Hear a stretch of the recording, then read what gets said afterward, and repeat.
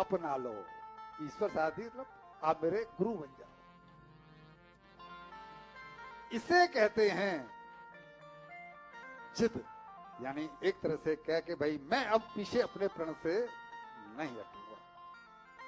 इसे कहते हैं विश्वास। भैया जी दो शब्द हैं इंग्लिश में, बिलीव एंड ट्रस्ट। अंग्रेजी में दो शब्द आते हैं ना, बिलीव और दूसरा शब्द आता है ट्रस्ट। इन दोनों शब्दों में अंतर है। वी बिलीव इन गॉड और but we don't trust him. We believe in God but we don't trust him.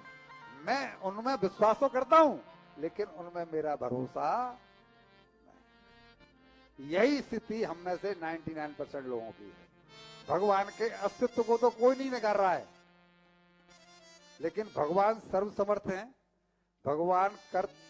भगवान कर तुम अकर तुम अन्यथा कर तुम सर्वसमर्थ हैं। इस बात को कोई मानने को तैयार है क्या? भरोसा नहीं है, केवल विश्वास है कि भगवान जैसी सत्ता कोई है। और जरूरत पड़े तो हम ये कहने में नहीं चूकते हैं कि भगवान का घर बैठे हमें जमाए हुए आ जाओ। हम नहीं करेंगे मेहनत तो खाएंगे कैसे? जबकि सच्चाई तो यही है भैया जी कि जब बहुत से मेहनत करने से कौन चूक रहा है, लेकिन कई लोग बिना भूखे भी रह ही जाते। बनने के अनुकूल नहीं होते तो नहीं होता। और बालक ध्रुव का ये भाव देख करके नारद जी रीझ गए और गुरु बने। गुरु जब कभी भी मिलेगा, जिस किसी को भी मिलेगा, गुरु अपनी तरफ से मिलेगा, गुरु करने से नहीं मिलता। गुरु ये लाइव है। गुरु पात्रता ही नहीं देख रहा है। कोई भी आदमी आया जी मुझे गुरु शिक्षा दे दो, अब तू चोर है कि डकैत है कि तू पढ़ता है क्या है, गुरु जब देख ही नहीं रहा तो उसको। नारद जी एक ऐसे गुरु हैं, इन्होंने अभी प्रहलाद जी का प्रसंग सुनाएंगे। प्रहलाद जी के भी गुरु नारद जी, ध्रुव जी के भी गुरु नारद जी। और ये दोनों कहीं प्रहलाद जी को ढूंढने नहीं गए हैं, नारद जी खुद चल के आए। जब हमारी बहन बेटियां, जब हमारी ये पुत्री बेटियां 15-16 साल की उम्र की होती हैं और अब हम देख लेते हैं कि भाई अब ये गर्भ धारण करने की पोजीशन में आ गई हैं, तो माँ बाप अपने आप उसके लिए बर ढूंढने निकल पड़ते हैं। यानी अब इसमें पात्रता आ गई। ऐसे ही जब भगवान देख लेते हैं कि इसने गुरु प्राप्त करने की पात्रता पैदा कर ली है, तो भगवान अपने आप ही किसी न किसी को भेज देते हैं कि जाकर उसको शिष्य बनाओ। और वो ही शिष्य जो है ना, वो पहुंचता है किसी मुकाम पर। रोटी राम टाइप के गुरुओं से आज तक कोई नहीं पहुंचा।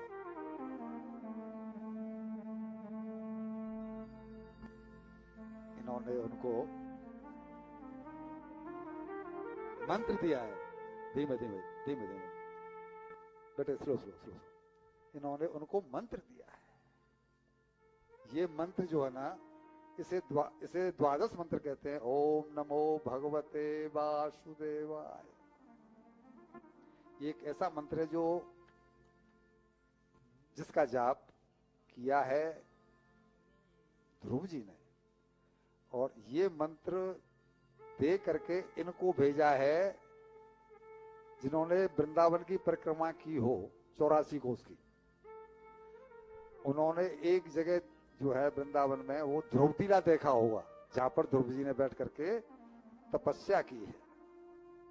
वहां इनको भेज करके बोला तुम वहां जाके तपस्या करो और मेरा आशीर्वाद तुम्हारे साथ है। इनको तो भेज करके ध्रुव जी को नारद जी मंत्र बता दिया और भगवान के रूप स्वरूप का वर्णन भी कर दिया कि भगवान ऐसे हैं, भगवान वैसे हैं। भगवान का रूप स्वरूप वर्णन करके इनको तो भेज दिया उधर, और खुद पहुंचे अब जाकर के ये उत्तानपाद के महल में। क्यों? कि उस अभिमानी को मालूम पड़ना चाहिए।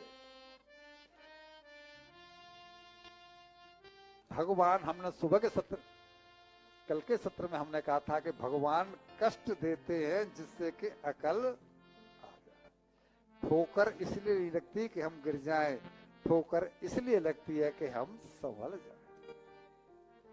जब वहां पहुंचे तो वो रो रहा था, अब पत्नी सामने नहीं है तो डर तो किसका था?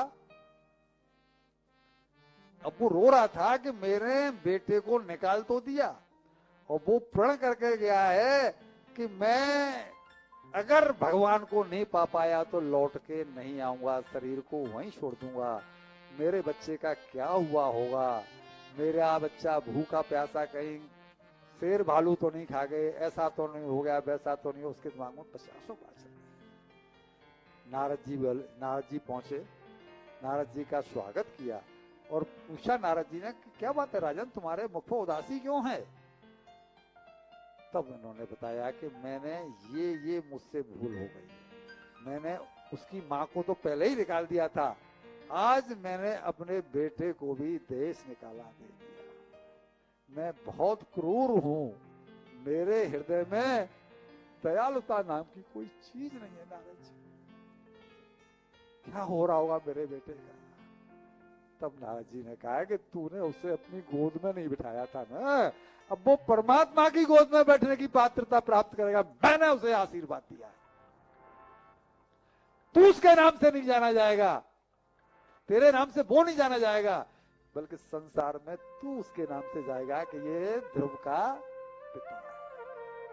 आज हम कथा उत्तानपाद की कर रहे हैं कि ध्रुव की कर रहे हैं?